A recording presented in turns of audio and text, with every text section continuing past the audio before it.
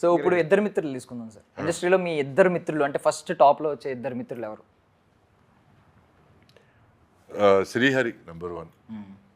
ఇప్పుడు లేడు. సో పెద్ద, ఎందుకంటే ఎంత మంచి అయినా ఎంత చెడైనా నేను షేర్ చేసుకునే తనతోనే.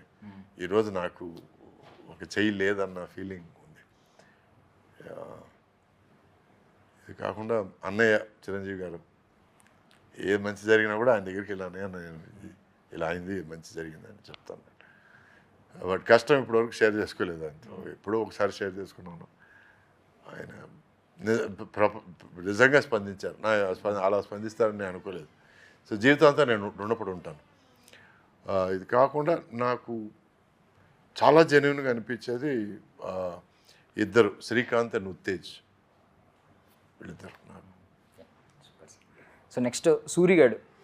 మీ లైఫ్లో అలాంటి పర్సన్ ఎవరైనా అంటే మీకోసం అవసరమైతే అతని స్థాయిని తగ్గించుకుని మీకోసం సాక్రిఫైస్ చేసి అలాంటి పర్సన్ ఎవరు మీ లైఫ్లో? నా వైఫ్. తన ఆశయాలు అన్నీ త్యాగం చేసుకుని నేను బాగుంటే చాలు అనుకునే ఒక మనిషి జీవితంలో ఎవరైనా ఉన్నారంటే అది నా వైఫ్.